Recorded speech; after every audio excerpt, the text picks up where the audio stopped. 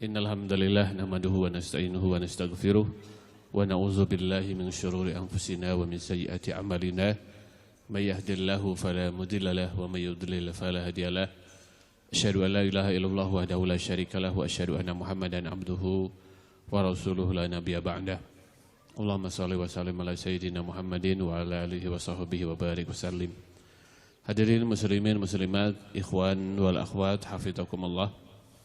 Di kesempatan yang sangat baik ini, di tempat yang mulia, Baitun min buyutillah, salah satu rumah Allah Subhanahu wa taala di masjid ini, kita akan membahas perjalanan kisah seorang nabi mulia, Nabi Yahya.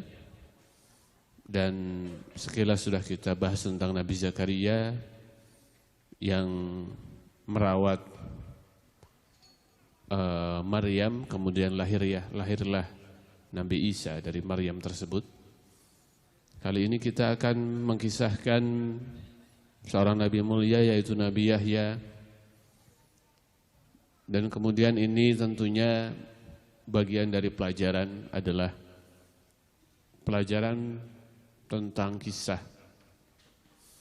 Sehingga dalam mendidik generasi hari ini yang harus dihindari adalah nukat. Nukat itu adalah cerita-cerita yang dibuat atau cerita-cerita yang fiktif, legenda, terus kemudian cerita-cerita hayalan, fiksi yang lainnya. Dan Quran adalah kisah yang ada adalah kisah yang nyata, tidak fiksi. Sehingga Quran ini adalah kisah waqi'iyah, kisah yang terjadi. Dan karena Quran adalah sebagai pedoman hidup kita, maka kisah yang terjadi dikisahkan, disampaikan untuk diambil pelajarannya. Sehingga tidak detail tempatnya di mana, zamannya kapan, tidak. Yang penting adalah inna fi dzalika ladzikra liman kana lahu qalbun. Laqad kana fi qasasihim ibratan liulil albab. Dalam kisah itu ada peringatan bagi mereka yang punya qalbun. Sungguh dalam kisah mereka ada pelajaran bagi orang-orang yang berfikir ulul albab. Maka Nabi Yahya ini dikisahkan cukup panjang dalam Al-Quran. Salah satunya dalam surah Maryam. Allah mengatakan, A'udzubillahi minasyaitonir rajim. Zikru rahmati rabbika 'abdahu Zakaria iznada rabbahu nidaan khafiyya.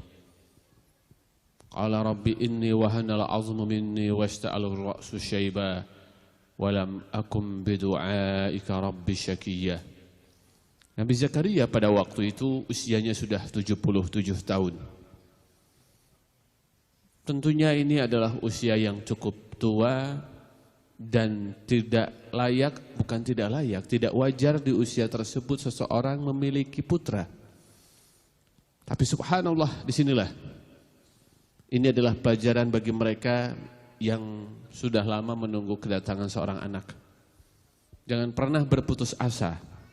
Seorang nabi mulia itu usia yang sudah panjang, sudah lanjut, sudah renta, tetapi masih punya harapan optimis untuk dianugerahi seorang putra. Zikru rahmat rabbika 'abdahu Zakaria. Al-Quran ini menjelaskan tentang rahmat Rabbnya terhadap hambanya. Lihat, Zakaria disebutkan itu adalah hamba Allah, Zakaria. Ini Nabi Zakaria ini terinspirasi dengan kisah Maryam. Maryam itu ketika berada di mihrab, itu selalu berzikir pagi dan petang. Setiap pagi dan petang selalu ada makanan. Makanan itu selalu ada dan Zakaria tahu tidak ada yang membawa makanan ke sini. Satu hal yang digarisbawahi oleh Nabi Zakaria, buah-buahan yang hadir pada waktu itu buah-buahan yang bukan musimnya. Musim panas tapi buah-buahan hadir, yang hadir adalah musim buah-buahan di musim dingin. Ketika itu musim dingin, sedangkan buah-buahannya adalah buah-buahan yang ada pada musim panas. Maka Nabi Zakaria tahu, oh ini rizki dari Allah Subhanahu wa ta'ala. Maka atas dasar itulah Nabi Zakaria terus optimis walaupun sudah tua. Perempuannya wamra'ati akir, istrinya juga mandul, tapi harapan kepada Allah itu ingin. Selalu ada harapan dan ingin memiliki putra. Maka kemudian iznada rabbahu nidaan khafiyya. Tak kala itu Nabi Zakaria berdoa memohon kepada Allah Subhanahu wa taala dengan nidaan khafiyya, panggilan yang lembut. Jadi kalau kita berdoa itu berdoa dengan panggilan yang lembut. Nabi Zakaria mengatakan, ya Allah, dalam hati. Ya, tidak terdengar oleh telinga, diucapkan oleh lisan tapi tidak terdengar oleh telinga. Ya Rabbi, ya Rabbi, ya Rabbi. Kemudian Allah Subhanahu wa taala mendengar itu. Kemudian Allah mengatakan labbaik, labbaik, labbaik. Ya, wahai Zakaria, iya. Labbaik itu iya, ada apa? Aku hadir untukmu, begitu bahasa kitanya. Ya kan? Maka kemudian doanya adalah Rabbi inni wahanal 'azmu minni wasta'ala ar-ra'su syaiba. Ya Rabbku, sungguh tulangku telah lemah. Inilah, lihat, doa itu begitu. Kita berdoa kepada Allah itu kita merasakan dan kita mengucapkan kelemahan kita. Rabbi inni wahanal 'azmu minni, ya Rabb, tulangku telah lemah, telah rapuh. Wasta'ala ar-ra'su syaiba. Kepalaku ini telah menyala, ista'ala menyala. Menyala dengan uban. Jadi maksudnya kepala ini sudah putih semua. Ini menandakan bahwasanya usia tidak lagi muda. Ya Rabb, tubuhku sudah lemah, usiaku sudah tua. Lam akum bidu'aika rabbi syakiyya. Tapi aku tidak pernah kecewa terhadap doa-doa yang kupanjatkan, engkau selalu kabulkan. Lihat. Jadi usia tua itu bukan halangan. Sampai hari ini keinginan-keinginan kita belum terkabul, bukan halangan. Terus berdoa. Jadi sehingga ulama mengatakan beginilah. Ya, orang yang beriman itu yang tua boleh, usia boleh tua. Tapi keyakinan kita, harapan kita selalu muda memohon kepada Allah Subhanahu wa taala itu. Jadi ulama mengatakan ini ketika kita berdoa itu munculkan bahwasanya kita lemah di hadapan Allah Subhanahu wa taala. Nyatakan kelemahan kita, Rabbi inni wahanal 'azmu minni. Bahkan di sini lemahnya luar dan dalam. Jadi lemah fisik, telah rapuh ya Rabb tulang-tulangku ini. Ya, kemudian ya, rambut ini telah memutih. Jadi memang kalau rambut telah memutih itu artinya usia kita telah tidak lagi muda. Maka nanti di dalam hadis disebutkan a'darallahu imra'an idza balagha sittina sana.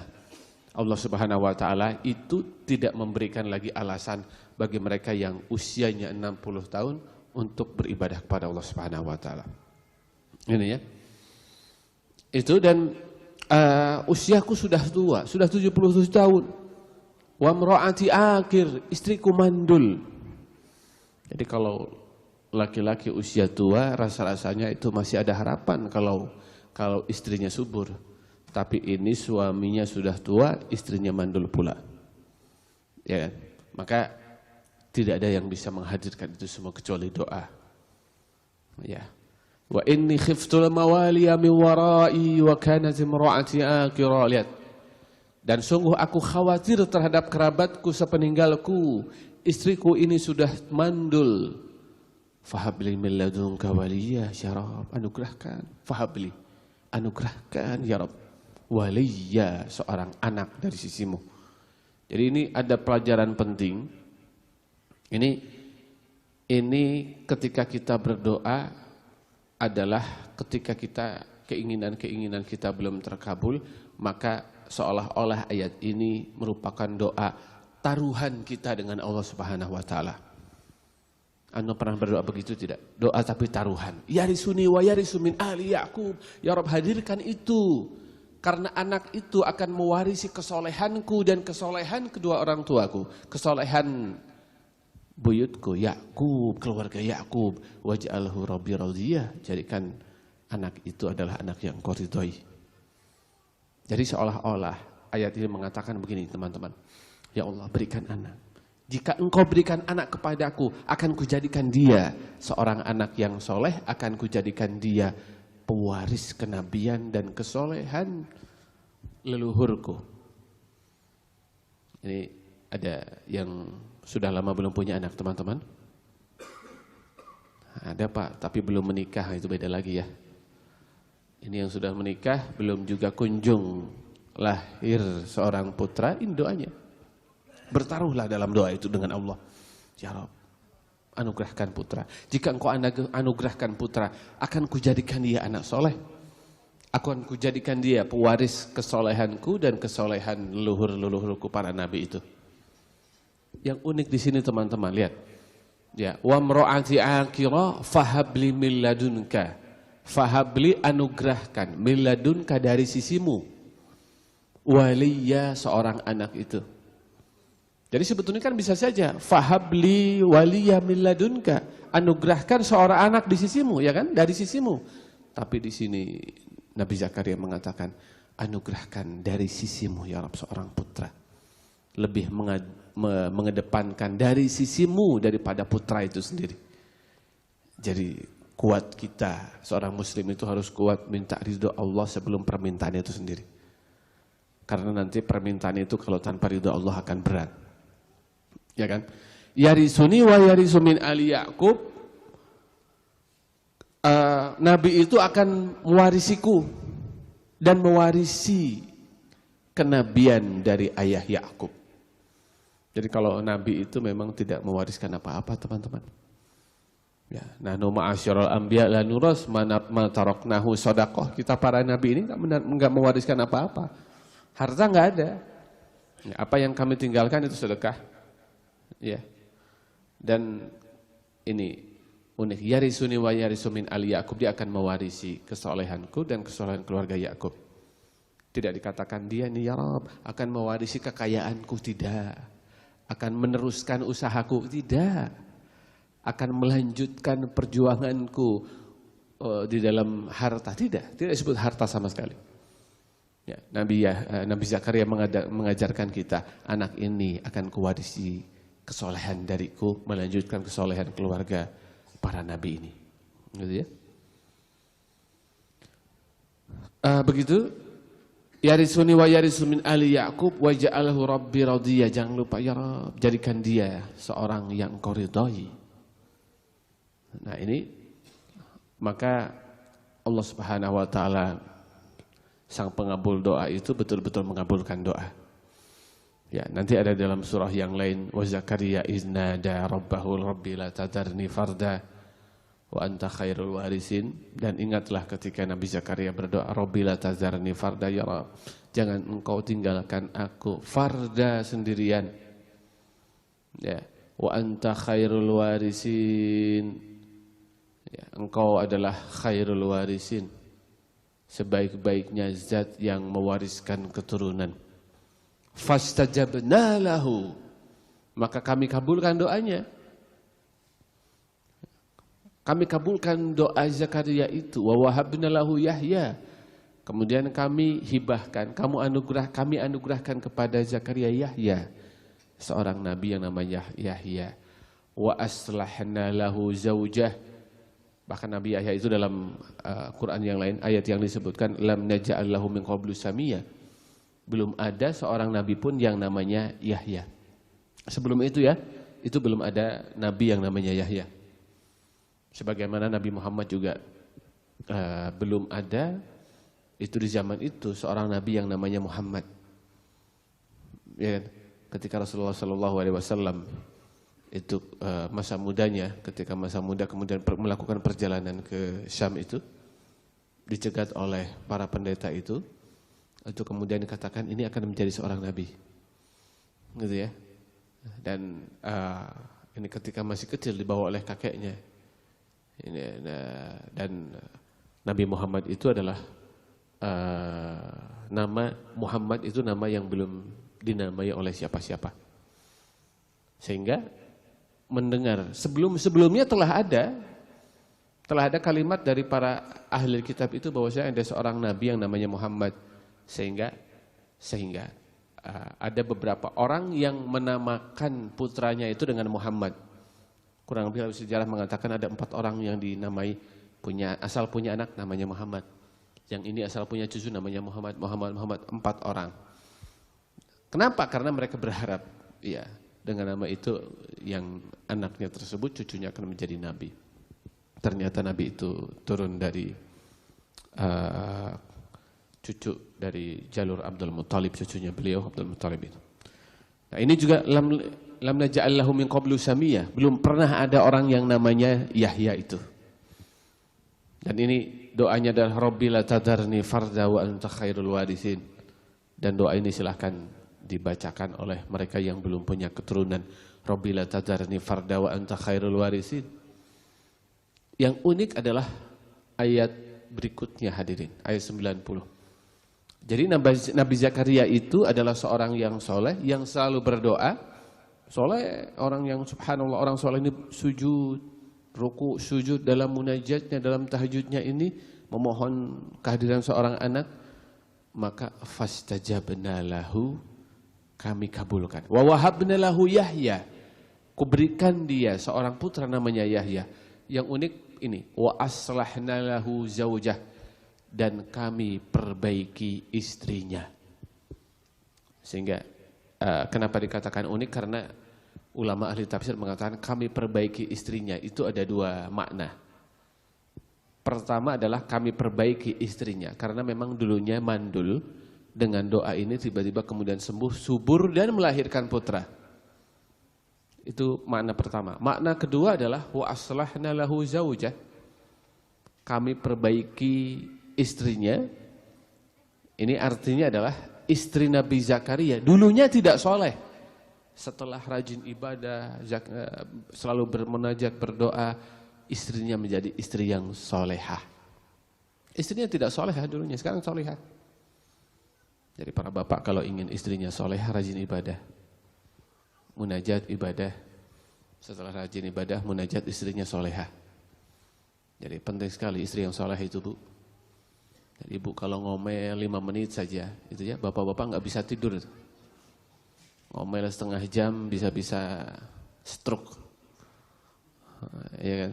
Penting seorang istri yang solehah itu. Maka dua-duanya masuk di dalam ayat ini. Istrinya menjadi istri yang subur, kemudian melahirkan putra Yahya. Di samping itu istrinya menjadi istri yang solehah. Ini kemudian sifat para nabi adalah kanu yusari'una fil khairat.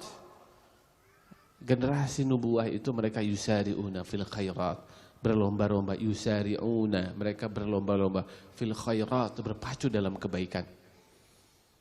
Jadi kalau untuk kebaikan itu kita yusari'un, ini bersegera, yusari'un ini cepat sekali. Ya. Berbeda dengan mencari rizki, ada dalam surat Al-Mulk, dalam mencari rizki itu jangan buru-buru, kalem kalau cari uang itu, cari rizki itu.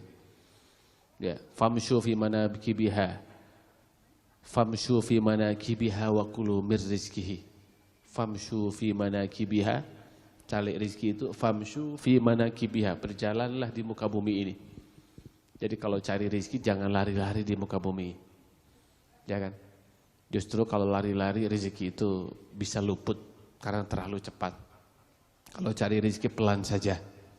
Ya kan? Tapi kalau dalam kebaikan cepat, yusari'una fil khairat. Ya, yusari'una fil khairat. Kalau menuju Allah lari.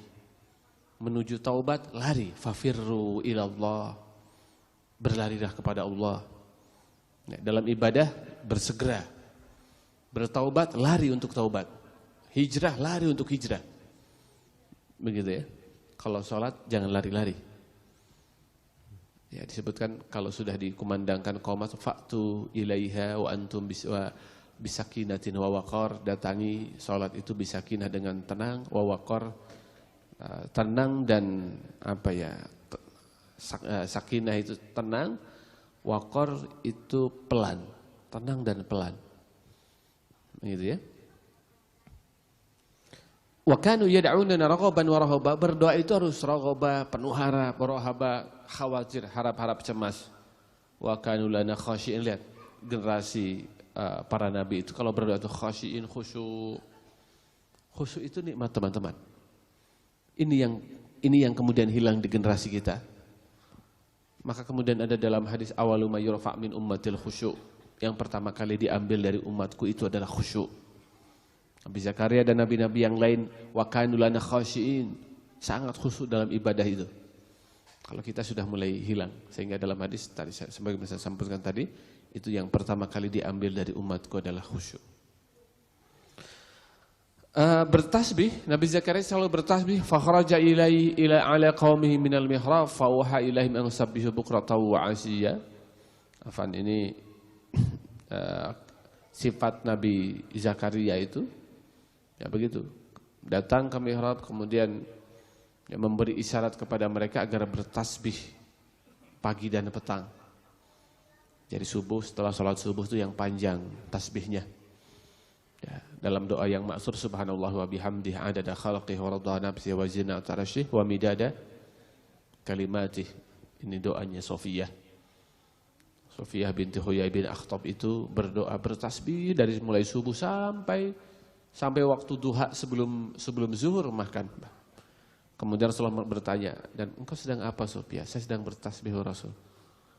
Tasbihmu itu bagus, tapi mau tidak ku ajarkan tasbih cukup engkau baca 3 kali, pahalanya sama dengan bertasbih pagi sampai siang. Subhanallah wa bihamdih adada khalqihi wa radha nafsihi wa zinata arsyihi wa midada kalimatih. Ini Nabi Zakaria, ini Nabi Yahya, karakternya adalah ini. Bukan untuk bermain aku diciptakan. Ini Nabi Yahya. Ya Yahya khudil kitaba biquwwah. Ketika putra yang soleh itu lahir dan usianya 5 tahun. Dalam tafsir Al-Baghawi usianya 4 tahun. Ya Yahya khudil kitaba biquwwah. Wahai Yahya, ambillah pelajaran kitab Taurat itu biquwwah, dengan sungguh-sungguh. Wa atainahul hukma sobiyya. Kami berikan pemahaman hikmah kepada Nabi Yahya sobiyya, ketika usianya masih anak-anak. Bahkan usianya masih 4 tahun. Ada yang mengatakan 5 tahun tapi dia sudah punya hikmah. Ini pelajaran penting teman-teman. Ya Yahya khudil kitaba biquwwah. Mengambil ataupun memahami Al-Quran itu harus kokoh, harus kuat kita. Ya kan? Biquwwah, dengan kuat. Nabi Yahya saja khudil kitaba biquwwah. Nah, Rasulullah ketika awal-awal diturunkan Quran itu diwajibkan qiyamul lail teman-teman. Ya, inna sanulqi 'alaika qaulan saqila, wahai Muhammad, terus qiyamul lail itu. Kenapa? Karena akan kuberikan kepadamu qaulan saqila, Quran yang berat. Berat memahaminya, berat, turunnya pun berat, mengamalkannya apalagi lebih berat lagi tuh. Maka Quran itu ketika turun, ketika musim dingin, Rasulullah turunkan Quran itu keringetan teman-teman. Rasulullah sedang naik unta, Quran turun. Unta yang sedang berjalan itu tertunduk, berhenti dan langsung duduk. Berat. Aisyah pun ketika Rasulullah berada di pangkuannya dan Quran turun itu terasa berat. Jadi bobotnya ketika proses penurunannya berat, memahaminya berat, memahami itu berat. Mendakwahkan juga berat. Maka Allah katakan, ya khudil kitaba biquwwah. Ambil Taurat ini biquwwah, dengan kuat. Maka para pemuda ini kalau masa muda digunakan untuk ngaji, sudah benar nih. Digunakan untuk menghafal Quran, sudah benar. Kenapa? Karena memahami agama, menghafal Quran ini perlu energi yang sangat kuat. Begitu ya. Wa atainahul hukma sobiyya. Wa atainahul hukma sobiyya. Dan kami berikan pemahaman hikmah sobiyya kepada Nabi Yahya ini ketika sedang kanak-kanak usianya. Walaupun nanti ada beberapa ahli tafsir yang mengatakan hikmah ini kenabian. Kami jadikan Yahya nabi ketika masih kecil. Tapi ternyata ulama jumhur mufassirin, jumhur mengatakan hikmah di sini adalah hikmah. Ya, tetap nanti kenabian sama dengan nabi yang lain ketika usia 40. Wallahu a'lam bishawab. Teman-teman, ini yang unik adalah di dalam ayat ini memberikan pemahaman kepada kita, anak-anak kita walaupun masih kecil dia paham. Maka suatu saat Nabi Yahya ini ketika masih kecil, usianya 5 tahun, 4 tahun, 5 tahun, maka teman-teman yang ngajak main, ya Yahya, ayo Yahya kita main, ayo Yahya kita main. Maka kemudian Nabi Yahya mengatakan, malillah bi khuliqtu. Aku diciptakan bukan untuk bermain. Ya, walakinna Allah khalaqani li ibadah, akan tetapi aku diciptakan untuk ibadah. Anak usia 5 tahun sudah bisa mengatakan, aku diciptakan bukan untuk bermain, tapi aku diciptakan untuk beribadah. Subhanallah. Jadi aku diciptakan bukan untuk bermain. Ini menjadi konsep besar dalam pendidikan kita, teman-teman. Bahwasanya anak-anak kita didik itu bukan dengan kondisi bermain itu. Sementara Barat kan beda ya. Mereka punya konsep bermain melalui belajar, belajar melalui bermain. Ini kindergarten, belajar sambil bermain, bermain melalui belajar. Dalam Islam ternyata itu tidak tepat. Anak itu ajarkan ilmu, ajarkan adab dengan khusyuk. Ya, main itu untuk menghilangkan lelah saja, menghilangkan kesuntukan, kepenatan bermain. Tapi kalau belajar sambil bermain, belajar melalui bermain tidak tepat dalam Islam. Jadi belajar sambil main-main apalagi ya, apalagi diskusi sambil main-main. Ini menyalahi konsep salafus saleh kita. Seumpamanya Imam Malik itu di Madinah, teman-teman. Ketika sedang berjalan di Madinah, tiba-tiba ada seorang murid yang datang kemudian mengatakan, wahai Imam Malik, saya ingin bertanya kepadamu beberapa hal. Kemudian Imam Malik mengatakan, oh jika engkau ingin bertanya, ayo hadir ke majelis ilmu. Tangannya dipegang, datang ke majelis, disuruh duduk, setelah itu ngaji. Imam Malik menyampaikan riwayat hadis dan bertanya, menyampaikan, kamu tadi mau nanya apa? Jadi masalah agama, bertanya masalah agama itu di majelis ilmu. Mohon maaf, medsos hari ini sangat berbahaya. Kalau kita berdebat lewat medsos, nggak akan selesai, tidak akan mendapatkan faidah. Tapi kalau kita ingin ilmu, diskusi itu hadir di majelis ilmu, dapat ilmu dan dapat barokah. Ini konsep besar, bukan untuk bermain aku diciptakan, malil la'bi khuliqtu. Jadi hari ini kan muslimin menjadi umat yang imma'ah. Imma'ah itu generasi pengekor. Dan orang kalau imma'ah, mengekor, itu adalah generasi yang kalah. Orang-orang kalah itu selalu mengekor. Jadi muslimin ya ketika peradabannya runtuh, kalah, ya muncullah Ghazul Fikri. Ini salah satu inspirasi pemikiran, perang pemikiran. Ketika kalah itulah muslimin mengekor ke barat. Kenapa? Hari ini anak-anak muda kita berkiblat ke barat. Mungkin dalam fashion mereka, gaya mereka, makanan mereka menuju ke barat. Ini memang generasi orang-orang yang kalah. Karakter orang yang kalah itu apa? Mengekor. Dan jadi orang yang kuat itu enggak mengekor. La takun imma'ah, kata Rasulullah. Jangan pernah kita mengekor. In ahsanan nas, lakin in ahsanan antusinu, wa idza asa'u antajtanibu isa'atahu. Jangan pernah engkau mengekor, engkau katakan ini sebagaimana orang katakan, katakan itu sebagai orang katakan, tapi katakanlah walakin antuhsinu. Jadi engkau harus benar. Engkau harus berbuat baik walaupun orang lain berbuat buruk. Ya. Itu berikutnya adalah sifat para nabi. Ya, Nabi Zakaria ini subhanallah punya putra namanya Yahya, ini lembut sekali. Yahya sudah sejak kecil usia 4-5 tahun sudah faham Taurat. Ya, sudah hikmah, memiliki hikmah. Hikmah itu ucapan-ucapan nasihat-nasihat bijak, itu hikmah. Dan berkesesuaian antara apa yang ia lakukan dengan apa yang ia sampaikan. Itu hikmah. Hikmah. Dan ini perlu dipelajari dan perlu dilatih hikmah ini, teman-teman. Para orang tua hari ini harus belajar hikmah. Berkata itu tepat, isinya adalah, bobotnya adalah pelajaran, itu hikmah. Sehingga Luqman Al-Hakim, ayah Luqman itu ketika dia ditanya, "Wahai Luqman, bukankah engkau itu dulunya adalah seorang budak yang dulu menggembalakan kambing bersama saya?" Ya. Tapi subhanallah, sekarang di depan rumahmu ratusan bahkan ribuan orang lain mendengarkan kalimatmu. Ya. Bagaimana engkau sampai kepada hikmah begini, wahai Luqman? Luqman Al-Hakim mengatakan, saya dianugerahi hikmah oleh Allah itu dengan beberapa hal. Pertama, karena saya tundukkan pandangan. Yang kedua, saya memakan yang halal. Yang ketiga, saya tidak melakukan sesuatu yang sia-sia. Jadi para guru, para pendidik, para orang tua, agar perkataan kita ini menjadi hikmah tadi. Jauhi yang haram, tundukkan pandangan, dan melakukan sesuatu yang bermanfaat saja. Nah ini sifat para nabi, wahananan. Kami jadikan Yahya ini penuh dengan kasih sayang. Milladunna, dari kami karakter itu.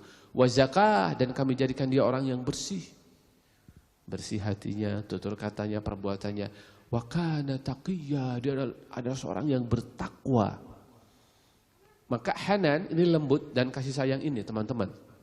Nanti ada di dalam Al-Bidayah wa Nihayah, Al-Imam Ibnu Katsir menyampaikan bahwasanya saking lembut Yahya ini, itu kalau makan tuh nggak bisa sendirian, dia mencari makhluk yang lain.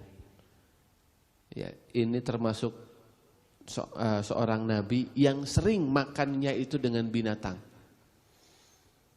Ya, kalau kita mungkin ya makan ada kucing, kadang-kadang kita hardik ya, kita usir. Tapi Nabi Zakaria enggak, justru nyari binatang dia baru bisa makan dengan binatang. Bahkan nanti dalam Al-Bidayah wa Nihayah, ya'kul ma'al wuhshi, dia makan dengan binatang-binatang buas, Nabi Yahya itu. Ya, binatang buasnya tidak lari. Ya, intinya Nabi Yahya ini dia penyayang binatang, teman-teman. Dia penyayang binatang dan makan dengan binatang itu. Ya, itu wahanan, lembut sekali. Bahkan suatu saat Nabi Zakaria itu kehilangan Yahya 3 hari. Ada di sini. Ya, qala bahwasanya ini saya kehilangan Zakaria ini, Nabi Zakaria mengatakan saya kehilangan Nabi Yahya. Saya kehilangan Yahya. Kenapa? Karena memang dia kasirul infirad minan nas, dia menyendiri, beristighfar, bertasbih dalam kondisi khusyuk. Bahkan ya'nas ilal barari wa ya'kul min waraqil asjar. Ya'nas ilal barari, dia tafakur, menyendiri ke padang pasir begitu ya. Dan hidupnya sederhana sekali, dia tidak rewel. Ya'kul min waraqil asjar, Nabi Yahya ini bisa makan daun-daunan gitu ya. Ya, bahkan ini ulama katakan ini makanan yang terbaik, daun-daunan ini ya. Sehat begitu. Ya, ya'kul min waraqil asjar. Nanti Imam Mujahid mengatakan kana ta'amu Yahya bin Zakaria al-ushb. Makanan Yahya bin Zakaria itu adalah al-ushbu, sayur-sayuran. Wa annahu kana la yabki min khasyatillah. Dia sering menangis karena Allah itu. Hatta law kana al-qar ala ainaihi la khariqahu. Sendiri menyendiri kemudian menangis itu Nabi Yahya itu. Inna makana ya'kul ma'al wuhshi karahiyatan ayu khalitun nas fi ma'ashihim. Ini sering kalau makan itu dengan para binatang itu, karena menjauhi keburukan pada waktu itu Nabi Yahya itu. Dan begitulah memang sedikit sekali tidurnya, sehingga ulama mengatakan di dunia belajarlah untuk sedikit tidur dan banyak qiyamul lail, ya, agar kelak kita mendapatkan kenikmatan di akhirat kelak. Dan ketika kita di surga itu hadirin, Ada yang bertanya, Pak, kalau di surga kita tidur atau tidak? Ibu-ibu mungkin bertanya, bagaimana di surga, tidur atau tidak? Maka ulama sampaikan, kalau kita sedang senang, banyak kenikmatan, kira-kira kita mau tidur atau tidak tuh? Makanan banyak, suatu yang indah, kita baru menikah, ini menikmati hari apa malah menikmati ya? Gak mungkin kita tidur. Antum sedang piknik ke tempat yang indah, ke pantai yang indah gitu ya, itu kira-kira tidur terus di hotel apa jalan-jalan terus tuh?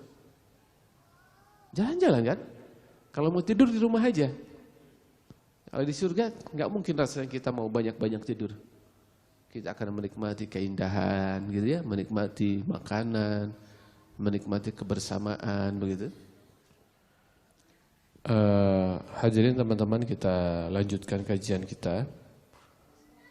Inilah Nabi Yahya, seorang nabi yang lembut itu, wa hanana min ladunna wa zakah wa kana taqiyya. Nanti di dalam surah yang lain disebutkan wa sayyidan wa hasura wa nabiyyam wa sayyidan wa hasura wa sayyida. Seorang nabi mulia itu sayyida, sayyida itu lemah lembut. Sebagaimana kita sampaikan, Nabi Yahya sangat sayang dengan binatang, menyendiri, kemudian bertafakur, merenung, menangis, bermunajat. Nabi Yahya. Wahasura, wahasura itu lama mengatakan hasura itu artinya beliau bisa mengendalikan syahwatnya. Seorang nabi mulia itu. Maka salah satu karakter nubuwah yang harus kita warisi dari para nabi adalah mereka, para nabi itu mengendalikan syahwatnya. Ketika belum menikah, syahwatnya terkendali. Ya, dan tentunya setelah itu para nabi menikah. Wa ja'alna lahum azwaja wa dzurriyyah. Kami jadikan para nabi itu azwaj, mereka punya pasangan-pasangan, wa dzurriyyah, dan punya keturunan-keturunan. Yang nanti dalam hadis Rasulullah mengatakan an-nikahu sunnati faman raghiba an sunnati falaysa minni. Nikah adalah sunatku, barang siapa yang tidak suka sunnahku maka dia bukan termasuk umatku. Maksudnya Nabi Yahya suatu saat memerintahkan kepada Bani Israel, umatnya adalah Bani Israel. Ya, fajama'a Yahya alaihi salam Bani Israel fi Baitul Maqdis. Nabi Yahya mengumpulkan Bani Israel di Baitul Maqdis dan penuh, subhanallah, hatta tala'a bihimul masjid, dan masjid itu penuh dengan umatnya Bani Israel hari ini. Ini mudah-mudahan Allah bebaskan Al-Aqsa dari jajahan Yahudi. Dan dulu itu Al-Aqsa itu tempat bertemunya Nabi Isa, sehingga Nabi Isa itu sezaman dengan Nabi Yahya. Zakaria punya putra Yahya. Yahya ini satu zaman dengan Nabi Isa. Satu zaman dengan Nabi Isa pada waktu itu pernah bertemu dan saling mengatakan masing-masing, wahai Isa, mohonkan kepada saya agar Allah berikan salam, keselamatan. Karena Nabi Isa kemudian mengatakan, justru engkau yang aku tolong mintakan kepada Allah agar engkau memintakan aku keselamatan, karena Allah mengatakan wassalamu alayya yauma amutu wa yauma wulidtu wa yauma ub'atsu hayya wassalamu alayya. Ya, Nabi Yahya mengatakan wassalamu alayya, keselamatan untukku. Ini keselamatan Allah Subhanahu wa taala untukku, kata Nabi Yahya. Pada 3 hal. Yang mana 3 hal ini adalah titik kelemahan manusia. Ini ada kesulitan yang besar, ya, kegundahan muslim itu ada dalam 3 hal. Pertama adalah wassalamu alayya yauma wulidtu, keselamatan untukku, dan kita perlu keselamatan yauma wulidtu, ketika aku dilahirkan. Yang mana tentunya ketika proses persalinan inilah manusia, kita semua perlu keselamatan dari Allah Subhanahu wa taala. Baik untuk ibunya ataupun untuk bayi yang akan dilahirkan. Sehingga bagian dari syahid adalah seorang ibu ketika melahirkan itu kemudian gugur meninggal ketika melahirkan itu. Imra'atun qatalatu sariratuhu, seorang wanita yang meninggal ketika dia melahirkan putranya, itu syahid. Yauma wulidtu, ketika kita lahir, ketika istri kita melahirkan, di situ perlu keselamatan. Wa yauma amutu, dan ketika aku meninggal, perlu keselamatan dari Allah Subhanahu wa taala. Betapa banyak orang yang meninggal enggak selamat. Maksudnya apa? Maksudnya di akhir usia dia tidak bisa mengucapkan la ilaha illallah Muhammadur Rasulullah. Maka man kana akhiru kalamihi la ilaha illallah dakhala jannah. Barang siapa di akhir usia ucapkan la ilaha illallah, dia bisa masuk surga, begitu ya. Itu teman-teman. Dan wa yauma ub'atsu hayya, dan keselamatan ketika ub'atsu hayya, pada hari berbangkit aku dibangkitkan dalam keadaan yang baik, itu juga perlu keselamatan di situ. Wassalamu alayya yauma wulidtu wa yauma amutu wa yauma ub'atsu hayya, ketika aku dihidupkan, di situ aku perlu keselamatan. Dan kita semua perlu keselamatan pada hari kiamat itu. Nabi Yahya mengumpulkan seluruh Bani Israel di Baitul Maqdis, penuh pada waktu itu oleh Bani Israel. Kemudian Nabi Yahya menyampaikan 5 hal. Ya, ada 5 hal. Innallaha amarani bi 5 kalimat. Allah Subhanahu wa taala perintahkan kepada kalian untuk menyampaikan, untuk melakukan 5 hal. Yang pertama adalah anta'budullaha wa la tusyriku bihi syai'a. Engkau beribadah kepada Allah tidak menyekutukannya. Karena perumpamaan orang yang menyekutukan Allah itu adalah seperti seseorang yang punya hamba saya. Hamba saya itu kemudian dia bekerja, kemudian dia menghasilkan, kemudian penghasilan yang dihasilkan oleh hamba saya itu malah tidak diberikan ke tuannya, malah ia berikan kepada orang lain. Itu membuat marah tuannya atau tidak? Pasti membuat marah tuannya. Maka kita adalah makhluk Allah yang diciptakan oleh Allah, diberi rizki oleh Allah Subhanahu wa taala. Tiba-tiba kita beribadahnya bukan kepada sang pemberi rizki itu, tapi kepada sesuatu yang lain. Ini kenapa musyrik dosanya besar. Inna syirka la dzulmun azim. Bahkan nanti ulama mengatakan kenapa syirik dosanya besar adalah dibanding dengan kemungkaran-kemungkaran yang lain. Dibanding dengan seseorang yang berzina, seorang yang mabuk, minum minuman keras, seorang yang membunuh, musyrik masih lebih besar dosanya itu. Jawabannya adalah karena kemaksiatan itu perlu syahwat. Ya, kemaksiatan itu mencuri perlu syahwat, perlu keinginan, ya kan? Berzina karena ada syahwat. Ya, seseorang membunuh ada syahwat dendam. Mereka melakukan itu karena syahwat, sedangkan menyekutukan Allah itu tidak ada syahwat. Bahkan fitrah seorang muslim kan tidak menyekutukan Allah. Fitrah orang yang beriman, fitrah manusia adalah beriman, ya. Adalah beriman. Fitrah manusia sebagaimana disampaikan oleh Imam Ghazali adalah beriman, mencintai kebaikan, membenci keburukan. Itu fitrah manusia. Dan untuk musyrik tidak ada fitrah, tidak ada syahwat di situ. Tapi seorang melakukan kemusyrikan, maka itu dosa yang sangat besar. Yang kedua adalah wa amurukum bis salat. Aku perintahkan kalian untuk salat. Ya, wala taltafitu, dan janganlah kalian menoleh atau berpaling ketika salat. Idza tafatu fi salatikum fa innallaha tafata minkum.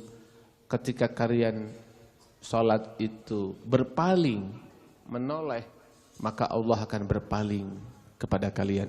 Ketika kita salat penuh dengan khusyuk, Allah menghadap kepada kita. Ketika kita menoleh dan berpaling, Allah juga berpaling dari kita.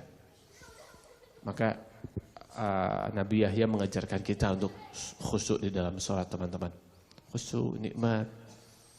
Berpaling kan hari ini bisa berpaling dengan fisik, dengan pandangan berpaling, tapi ternyata ada berpaling dengan pikiran kita.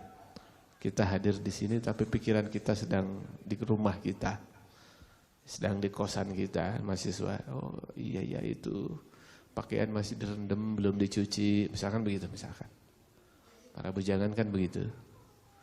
Ya itu berpaling, dan ketika kita berpaling dari sholat itu Allah berpaling dari kita. Sehingga orang yang sholat itu, teman-teman, ada yang diterima setengahnya, bagus diterima setengahnya.